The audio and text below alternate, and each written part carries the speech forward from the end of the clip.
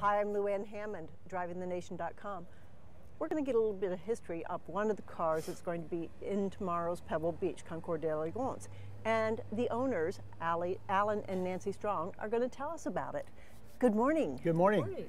This is Carl Fisher's old car. That's right. Now, most people don't know who Carl Fisher is, and they don't know what a grand history he has in this in the United States. So I'm going to let you give a little bit of history of Carl Fisher.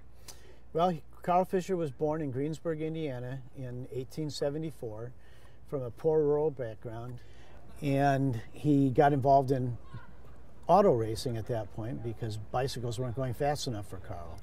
So in the automobile racing, he got very frustrated because the European cars were doing so much better than American cars. And he was a substitute driver in the Gordon Bennett races in Europe, came back from Europe and said, what's wrong here? Our cars are horrible compared to these European cars. Why? He got to thinking about it and realized that there was no place to test and run high-speed cars in this country. So the guys that were building these race cars didn't have any place to drive them. So he got the idea of, I need to build a track, and built the Indianapolis Motor Speedway. So this was the pace car for the Indy 500. Yep. And it was also Carl's personal car. Yeah, this was Carl's personal car. He built it as a car that he could enjoy and drive and use, not only as a pace car, but as a driving car. And what is the car? It's a 1915 Packard 338 Special Roadster.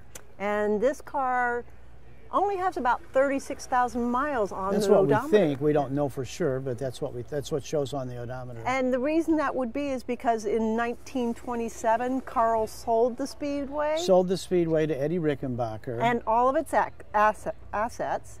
And somehow this just stayed in the garage. Yeah, it was forgotten about in one of the back buildings. And we think that maybe it was used as a promotional vehicle somewhat. And then when Rickenbacker sold the track in '47, this was sold off as part of the assets. It went to a private collection in South Bend. So at some point during that time, you purchased the car, and you've kept it in its protected state. Right. It's a patina. How hard is it to keep a car in its protected state versus redoing the whole thing? I think it's probably easier because you don't have to wash and wax it as often. Well, that's true. However, it does put a very large emphasis on maintaining its originality. And the car hadn't been running, had never run probably 80 years.